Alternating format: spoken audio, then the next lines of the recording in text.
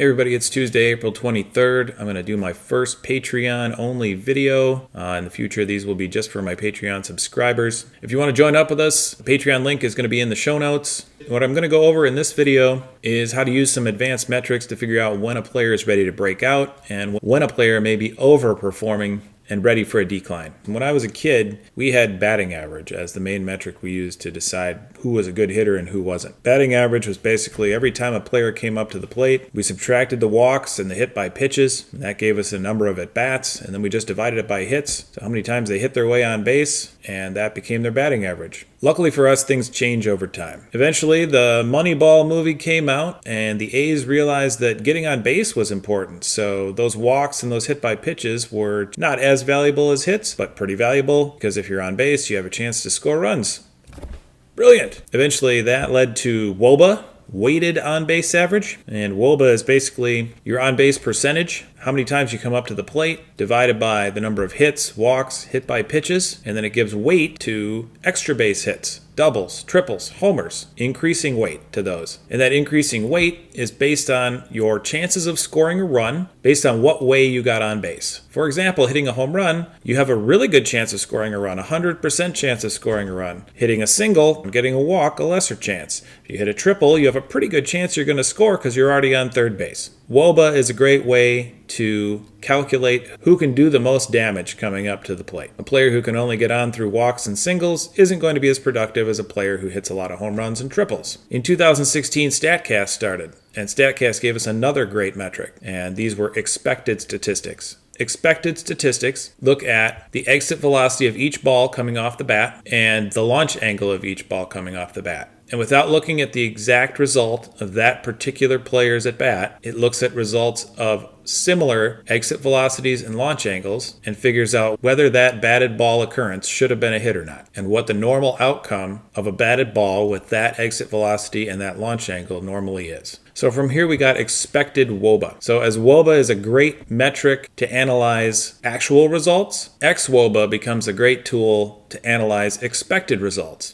based on the launch angle and the exit velocity. So what we can do is we can compare the two. We can look at WOBA, the player's actual results, and we can look at xWOBA, the expected results. When I go to Baseball Savant, I can put all these columns up, and it actually has a tool that'll calculate WOBA minus xWOBA. So I can tell who's underperforming expectations and who's overperforming expectations based on their batted ball luck. For example, at the top of the list, we have Mookie Betts. Mookie Betts has probably been the best hitter in the league so far this year. 478 WOBA. Easily leads the league. Expected WOBA of 432, also very good. For reference, the league average is about 315. But the WOBA minus xWOBA tells us that although he has a 432 expected, his actual results are far better than they probably should be. So despite the fact that he's a great player and his expected number is still very good, he will come back to the pack a little bit. Now, if we go ahead and sort this gives us some interesting information. I like to look at this to see who's been unlucky so far. If we're taking the 315 as a league average, we can see that Christian Encarnacion Strand in Cincinnati, his results have yielded a WOBA of 223. Not very good, well below league average, but his expected batted ball luck should be more in the league average range. And this is a guy I'm interested in for a number of reasons. First of all, his strikeout percentage is very high. League average is about 22%. He's close to 30. His walk percentage of 1%, well below the league average of 8. But he hits the ball hard, 91 miles per hour on average. When he does make contact, he's squaring up the ball at a pretty decent clip. His hard hit rate's pretty good. He's just chasing a lot, and I think he's forcing a little bit. And this is what happens with young players. This is an adjustment he can make. Somebody can show him this information, say, hey, your walk rate is 1%. You need to take more pitches. Obviously, the scouting report on him is throw the ball out of the zone. He will swing at it. Eventually, he'll make an adjustment.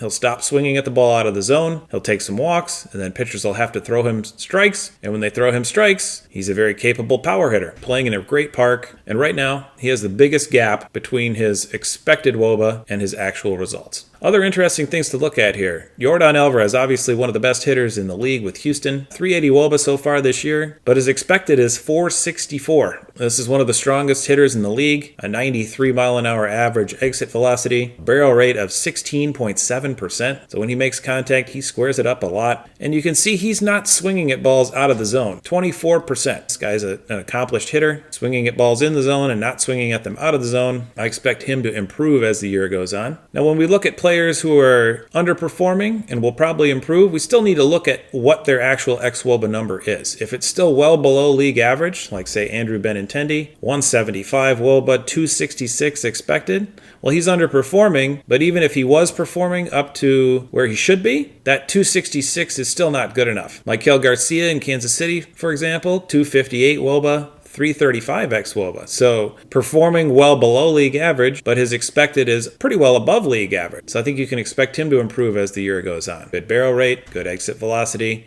all other factors to consider. A little concerned about Arozarena with that 287 expected.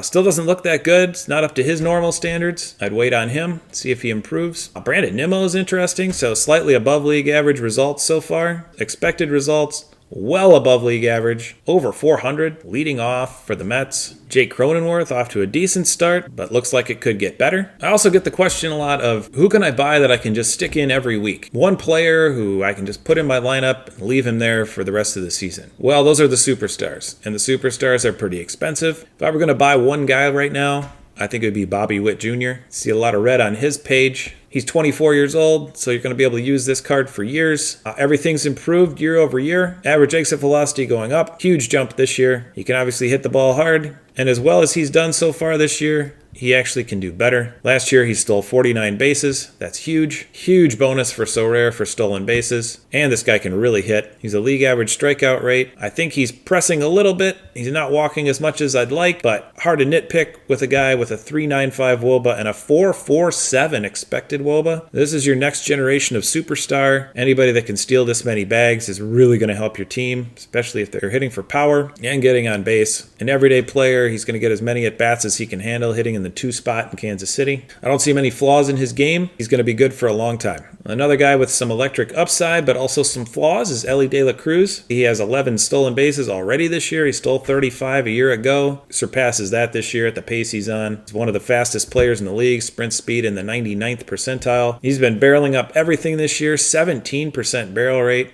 Exit velocity in that 92 range, a max of 112.3 this year. He hit a ball 119 miles an hour last year. WOBA of 437, which is top 3% in the league. Doesn't quite match up to his expected, which is 374. And one of the flaws with De La Cruz has always been the strikeouts. He struck out 34% of the time last year, so a bottom 3% of the league mark there. And this year it's 32%. So a little better. He is walking more this year, so he's being a little more selective at the plate. I think this guy could turn into a superstar player, but I think Witt is the safer play at this point. Looking at another young player, 23-year-old CJ Abrams, was a big-time prospect. People had kind of given up on him, and he looks like he has figured it out this year. At least to this point, barrel rates doubled from last year. You see that WOBA of 437, top 3% of the league, and he's almost earned that. That 405 expected WOBA still looks really good, a top 7%. He's not striking out. He is walking a normal amount. This guy's got some speed. Stole 47 bases last year. He's already got 4 this year. I think he's a guy I'd be really interested in, and probably not as expensive as Witt or De La Cruz. Sticking with the theme of young players, 22-year-old Gunnar Henderson,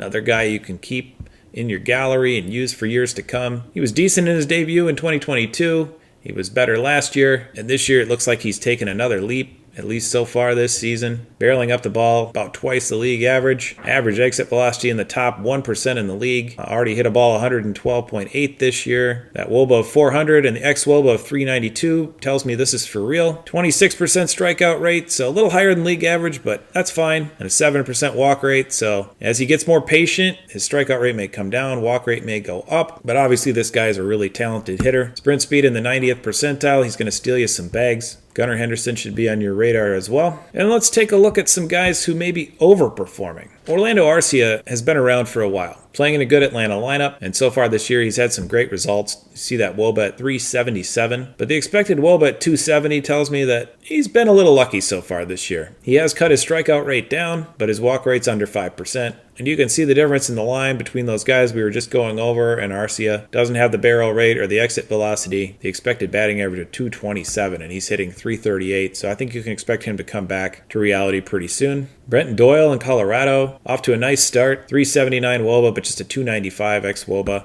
Does play in Coors Field, so he has the advantage of that nice home park. Dalton Varsho's on a hot streak, but his underlying numbers tell another story. Looks like he may come back to the pack. Altuve's been hot to start the season, but in reality, well above average, but not this far above average. Tovar, another Rocky, WOBA of 363, but an xWOBA of just 289. So this just gives you some of the biggest droppers, guys, to avoid. I know a lot of you are using Bryce Terang right now. He's obviously stealing a lot of bases. That really helps. And his WOBA of 368 means he's been hitting. Last year, he couldn't hit at all. He has cut the K rate way down, but that 312 expected WOBA puts him right around a league average player.